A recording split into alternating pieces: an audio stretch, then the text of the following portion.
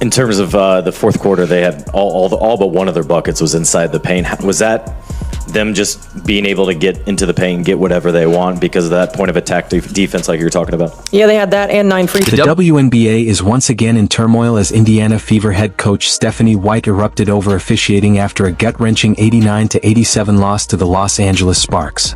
This wasn't just a tough defeat, it was a storm of questionable calls, blown opportunities, and the same officiating chaos that has haunted the Fever all season. What in the world did I just sit through? What did I just witness? I'm pretty sure I just had years shaved off the back end of my life. What a tough, ugly watch this game was, and on top of it, they lost.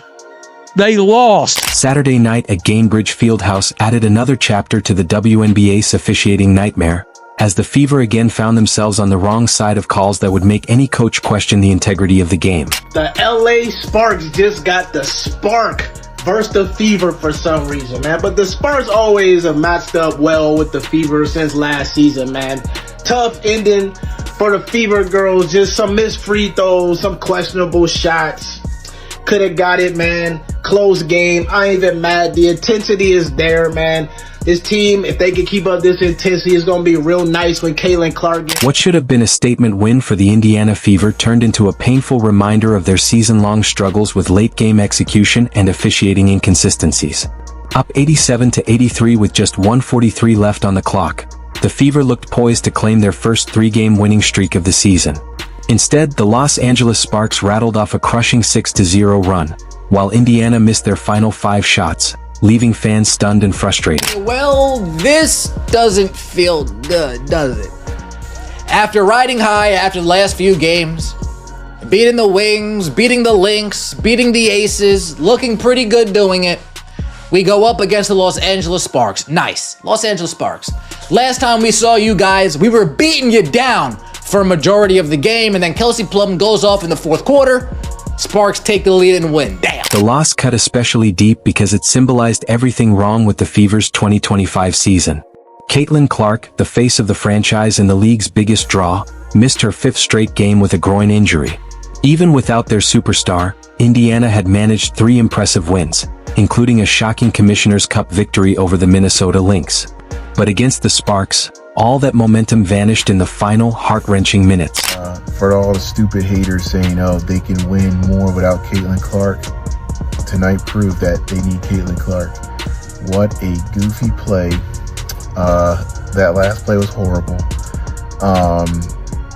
They had multiple chances to win this game, but they lose to bad teams. That's not good. You gotta beat the teams that you're supposed to beat.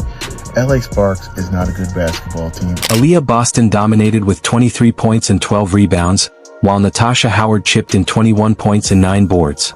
Kelsey Mitchell added 19 points, hitting her 600th career three-pointer and surpassing Fever assistant coach Brianna January for the second most games played in franchise history.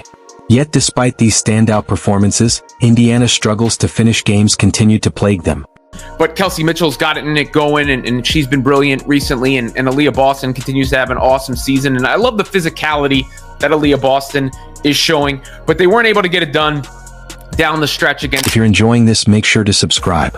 The game was overshadowed by yet another wave of officiating controversies that Fever fans have come to expect this season. The most glaring moment came in the fourth quarter when Kelsey Plum's aggressive play against Lexi Hull highlighted the double standards that have frustrated Stephanie White all year. Plum made contact with Hull during a defensive sequence, sending her crashing to the floor. Yet what followed was the kind of sloppy, Bush League behavior that would have drawn immediate ejections in any self-respecting basketball league. Right? So this play right here is when they were trying to trap Kelsey Plum. And Kelsey Plum ended up kind of bowing Lexi over and then stepping over, like really kneeing her body, knocking her back, and then walking. Plum, clearly frustrated by what she saw as flopping, stepped over Hall as she struggled to get up, practically trampling her. Yet the officials, exhibiting the same ineptitude that has plagued Fever games all season, called it a jump ball and let play continue. The moment was so blatant that even casual fans expected a penalty. Plum was later caught on camera yelling at officials, but faced no consequences for her outburst or her physical aggression toward Hull. The contrast with how the league has handled similar incidents involving Fever players this season was glaring and impossible to ignore. How she cuss out refs, look at her. She was saying she flopped. She really flopped. I think she said she effing flopped. That's a effing flop. That's basically what she said right there. Kelsey Plum, man. Kelsey Plum. Yeah, she got away with murder on that one, man. She got away with murder on this one. I don't know how This wasn't an isolated incident. It was the latest example of a clear, documented pattern of unfavorable treatment toward the Indiana Fever by WNBA officials. All season, Stephanie White has been forced to waste timeouts and challenges on calls so blatantly wrong they bordered on the absurd. Earlier this year, she was even fined for speaking out after controversial losses to the New York Liberty and Washington Mystics. From obvious contact on Fever players being ignored to phantom calls going against them, the pattern has been unmistakable. White has had to use her challenges early, correcting egregious mistakes, only to leave her team vulnerable in the crucial final minutes. Sydney Colson, man, shout out to her, dog. I can't overlook her. 6 points, 5 assists, 2 rebounds with that intelligent block. Like it. 2 of 4 from the floor and then 2 of 3 from the 3. I mean, she was shooting like she was the scorer of the team.